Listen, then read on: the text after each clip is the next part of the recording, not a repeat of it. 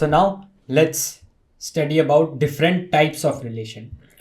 Now this is an important topic. However, mostly this is going to be a theory topic. Still being a theory topic, JEE loves to ask question from this topic. So whenever there has been a direct question from this chapter, it has either been from types of relation or it has been some other type of numerical question from sets. So keep in mind this topic. This is an important topic for you to study. What are the different types? First is an empty relation. An empty relation in which no element of set A is related to set B. That time we get an empty relation. Universal relation. That means all elements of set A are somehow or the other related to set B. So these two are very simple. Now comes the difficult part. What is an identity relation? Identity relation means that each element of set A can be related to set itself. So let's say if I have in my set A, let me assume this is my set A, I have 1, 2 and 3. So now this is the set that I'm using. Now let's say if I write down one of my relations, one of my relation set as 1, 1, 2, 2, 3, 3. That means all elements are related to themselves. 1 is related to itself 1, 2 is related to itself 2, 3 is related to itself. Then we call this as an identity relation. However, we would call this an identity relation only and only if all elements are related to itself. This is only. However, when we talk about a reflexive relation, this is also the same thing. Each element should be related to itself. However, it is not necessary that only those elements need to be related to itself. Now let's say if I have R is equals to, for the same set, if I have 1, 1, 2, 2, 3, 3. Now let's say if I also have 1, 3 as well in my set, then this wouldn't be an identity relation now, because there is one relation in which the element is not related to itself.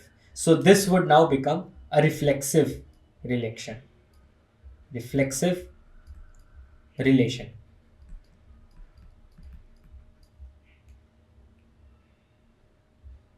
So this becomes a reflexive relation. I hope you are understanding the difference here.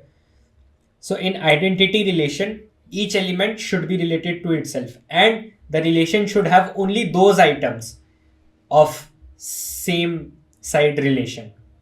However, when we talk about reflexive, each element should be related to itself as well as there can be other relations as well in that set. So from here, what is one conclusion that we can find out? Every identity relation is a reflexive relation, is a reflexive relation. However, the vice versa is not true. Not all reflexive relations are identity relations, but some reflexive relations are identity. Let's say if I remove 1, 3 from this set, then it would become a reflexive relation as well as it would be an identity relation. So keep these things in mind. Now talking about symmetric relation, let's say if in my set I have A is related to B and I also have one more element where B is related to A, then this becomes a symmetric relation. So a relation R is symmetric if A comma B belongs to relation is also B comma A belongs to that same relation. In other words, if one element is related to another, then the second element is related back to the first. Now talking about transitive relation, a relation R is transitive if A is related to B and let's say if B is related to C, then A should also be related to C. So from transitive, what can we make out? That A is related to B and B is related to C. Then what do we find out the conclusion? A is also related to C. If this is the case, then we can say that it is a transitive relation. Now, what is an equivalence relation? Equivalence relation is nothing but if, let's say, if I have a relation which is all three, reflexive, symmetric, and transitive, then we call it an equivalence relation. If any one of them is not satisfied, let's say it is symmetric and transitive but not reflexive, then we are not going to call it as an equivalence relation. Now, antisymmetric relation. What is antisymmetric relation? Each and every element in my set, if it is related back to itself, then if it is not related back to itself, then we can call it an antisymmetric relation. So for example, here let's take this example only for instance. A is equals to 1, 2, 3. There is a relation defined 1, 1, 2, 2, 3, 3, and 1, 2. Now I can see 1 is related to 1. Now let's see if the latter is also true. Is 1 related to 1? Let's say this is my A, this is my B. For this particular section 1, 1, A is related to B and B is also related to A, because even if I write down the reversal, it is still going to stay 1, 1. That means it is true. For 2, 2 also the same thing. 3, 3 also the same thing. For 1, 2, I can see A, let's say if my A is 1, B is 2. 1 is related to 2. However, is my 2 related to 1? No, there is no such element where 2 is related to 1. Then we call this relation as an antisymmetric relation. Had, let's say, we would have in this set only, let's say if I would have 2, 1 as well, then it would no longer be an antisymmetric, it would have become a symmetric relation. Now, one thing that you need to keep in mind, that if my relation is not symmetric, let's say if I check and my relation does not come out to be symmetric, this does not mean that it is antisymmetric. It can still be not antisymmetric. So let me write that line down for you. If relation is not symmetric,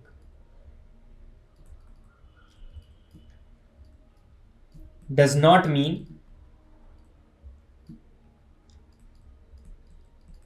relation is antisymmetric. Still, there can be elements that define it to not be an antisymmetric relation. So keep this point in mind. Let's look at this example. Based on this example, I think all of your doubts regarding this types of relation would be clear. So mainly these were all the major types of relation. Generally, what JEE does is it asks question from this equivalence relation. They're going to give you a relation and then they are going to ask you whether it is an equivalence or not. So to check whether it is an equivalence relation or not, you have to check whether it is reflexive, you have to check whether it is symmetric, whether it is transitive. Based on these three, then you would be able to justify your answer. So let's look at this question first. Let R1 and R2 be two relations defined on R by, where A is related to B such that AB is always greater than or equal to 0. So, and then there is another relation as well. So let us solve this question one by one. Let us take the first relation, for instance, where A is related to B, given that AB should always be greater than or equal to 0. Now I have to check whether this is equivalence or not. So for equivalence, what were my conditions? For equivalence relation, my conditions used to be that it should be reflexive, it should be symmetric, as well as it should be transitive. It should be all three. If it is all three, then I can say it is an equivalence relation. So let me check for the reflexive condition. What used to be the reflexive condition? That each element should be related to itself. Let's say if I have A related to A, then this would become A into A greater than or equal to 0. A square, would this be always greater than or equal to 0? Yes, they have not told us anything about A and B. So what are we going to consider? That A and B are either positive numbers or negative numbers. Let's say if a is a negative number. Let's say if a is a negative number. So if a is a negative number, a square would become positive. It is greater than or equal to 0. If a is positive, then simply of course it is going to be greater than 0. If a is 0, still 0 would be greater than or equal to 0. The equality is there, right? So it satisfies all these three cases. That means it is a reflexive relation. So one thing we found out, that it is a reflexive relation. Now let us check for symmetric. Now let's check whether it is symmetric or not. If A is related to B, then we have AB greater than or equal to 0. If B would be related to A, then would we have the same thing as BA greater than or equal to 0. So you can see that A into B or B into A, both are the same thing. So that means this can also be written down as AB greater than or equal to 0. That means these two are satisfied. That means this is also a symmetric relation. Now let us check for transitive. What does transitive say? That A, if it is related to B, where we say that AB is greater than 0, and we are saying that B is related to C, given that BC is greater than 0, then A should also be related to C, given that AC should be greater than or equal to 0. Now we have to check whether this condition would be satisfied for all cases or not. So what you can do simply here is use hit and trial method. Let me use hit and trial method. If I use hit and trial method, let's say if I assume, let me take a few example of positive, negative values, 0 values, and then let's see if it is coming out to be true. Let's say if I take A to be 5 and B to be 0. If A is 5, B is 0, this condition would be satisfied. If B is 0, let me take my C to be minus 5. I'm taking all three values together so that I will understand whether it is transitive or not. Now for BC, B into C, this would also give us 0. 0 is greater than or equal to 0. So this is also satisfied.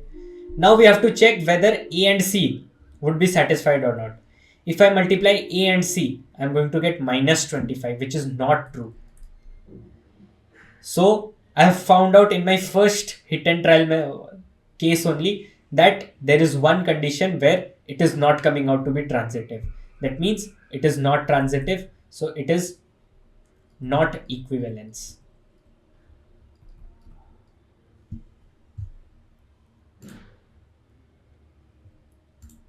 So it is not equivalence. So here in the question, R1 is not equivalent. So this option is cancelled out. This option is also cancelled out. Sorry, this first option is cancelled out, where they've said that R1 is an equivalence relation, and C option is also cancelled out because here also they are saying that R1 is an equivalence. Now let us check for R2. Similarly, for R2 we are going to check one by one. For A, B, when they are mapped, when they've said that A is greater than B. So let us first check for reflexive. Each element should be mapped to itself. That means if I have A related to A, wouldn't this imply that A is greater than or equal to A? This would be satisfied in all cases because A would be equal to A, and there is in this equality there is equals to sign as well. So this is always true. So it is reflexive always. Let us check for symmetric. Now while checking for symmetric, what we do is A related to B. We say that A is greater than or equal to B. Now let's say if I have B related to A, would B always be greater than or equal to A? Now here what you can see is both these conditions need to be satisfied together. A is greater than or equal to B and B is greater than or equal to A. Now this can be satisfied only when I have A is equals to B. Only then this condition can be satisfied. If let's say both of A and B are different, A is 5, B is 3, then would the vice versa be true? 3 greater than or equal to 5? No. That means it is not a symmetric function. That means now we do not need to check for transitive. Since we know it is not symmetric, that means it is not going to be an equivalence relation. That means what do we get? Neither R1 nor R2, neither of them are equivalence relations. So I hope you must have gotten a gist as to how you are supposed to solve questions related to reflexive, symmetric, and transitive relations. Let's look at one more question. Let R be a relation defined on natural number as A related to B if 2A plus 3B is a multiple of 5. Then R is. So we need to find out whether or not it is reflexive, transitive, symmetric, or an equivalence relation. So what we do is, first we start checking with reflexive relation. So we know A is related to B, then 2A plus 3B. This is a multiple of 5. That means I can write it down as 5x. X be whatever value, I can say it is 5x. Now let me check for reflexive first.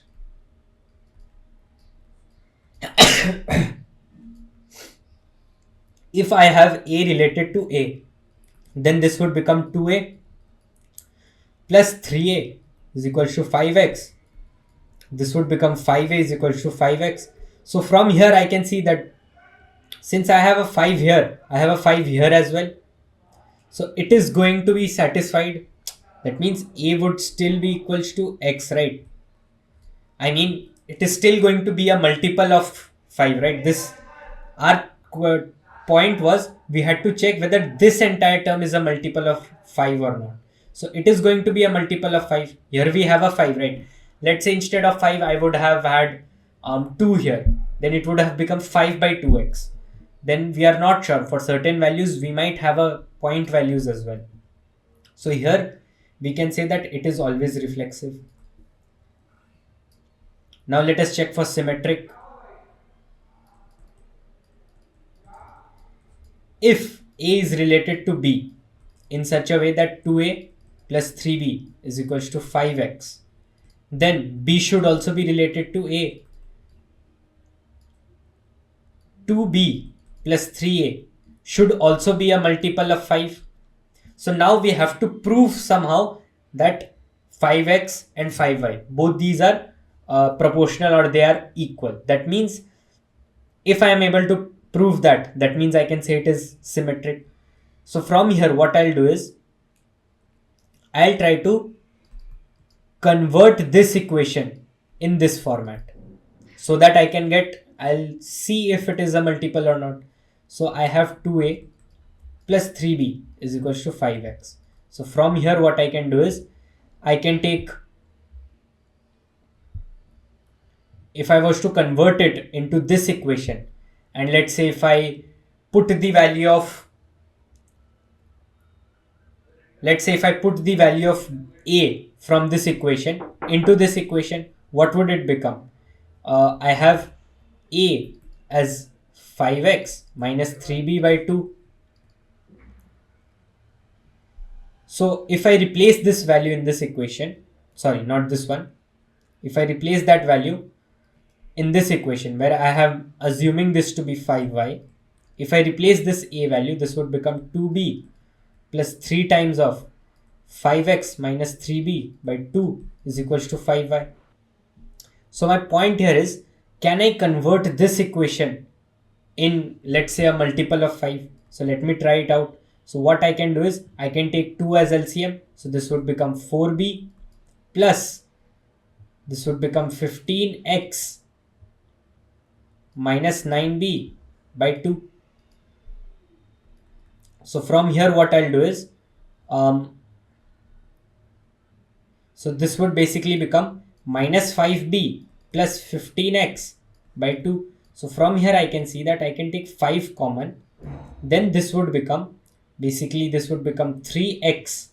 I can take 5 by 2 common, sorry. This would become 3x minus b. Now, can I write 3x? So from here, what I can do is, this 2a plus 3b is equals to 5x. Now what I'm saying is, can I write this 5x as 3x plus 2x? Then what would it become? It would become 2a plus 3b is equals to 3x plus 2x.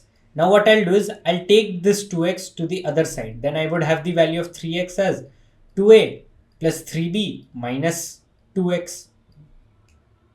Minus 2x. Now let me replace this 3x value here. So this would become 5 by 2. This 3x would become 2a plus 3b. I also have a minus b here. So this would become plus 2b and minus 2x. Now I can take this 2 common here. This 2, all of them would be cancelled out. And I am left with 5. A plus b minus x. That means I've gotten it to be a multiple of 5. That means my y here, my y value here, it is going to come out to be a natural number a plus b minus x, right? That means it is symmetric. We've gotten this value as well. Now let us check whether it is transitive or not. For transitive, what I'm saying is that for transitive, if a is related to b, that time we have 2a plus 3b is equals to 5x. And if b is related to c, that time we have 2b plus 3c is equals to 5, let's say y. Now for it to be transitive, we need to have a related to c in such a way that 2a plus 3c should be equal to 5, let's say z. This is what I need to prove. So now using these two equations, what I'm going to do is I'm going to prove whether 2a plus 3c comes out to be a multiple of 5. If it doesn't come out to be a multiple of 5, we'll simply say that it is not transitive. So from here what I'll do is I'll add these two equations. If I add these two equations, what do I get? 2a plus 5b plus 3c. This comes out to be 5 of x plus y. Now this 5b, I can take it to the other side. So this would become 2a plus 3b is equals to 5 x plus y minus 5b. Now again I can take 5 common from this equation. So this would become x plus y minus b. So that means you all can see, sorry, this is 3c. That 2a plus 3c is coming out to be again a multiple of 5. That means it is transitive as well. That means this entire equation is reflexive as well as symmetric as well as transitive. So it is an equivalence relation. So I hope you must have understood. I'll just repeat the flow of this question once again. First of all, what we do is we check whether our relation is reflexive or not. We checked it. We put a and b both similar. It came out to be a multiple of 5. So it is a reflexive function. For symmetric, we replaced b with a. Then we tried to convert it in such a way that we got it to be a multiple of 5. We used replaced the value of a here in this b 2b plus 3a. We replaced the value of a as b. Then we got certain value. After that certain value, what we did was we replaced 3x from this equation as well to see if there are any chances that it can come out to be a multiple of 5. And yes, this 2 was simply cancelled out from each and every term and we got it to be a multiple of 5. For transitive also, what we did was we simply added the two relations, a related to b and b related to c. We simply got our answer. So that is how you generally check whether your function is reflexive, symmetric and transitive. So that was all about the theory portion of this chapter. Major and major, each and everything has been covered in this chapter, and this was just a basic chapter, another short one, a short chapter, and mostly there are not too many direct questions that are asked from this chapter. However, there have been a few questions. We'll look at that in the next lecture.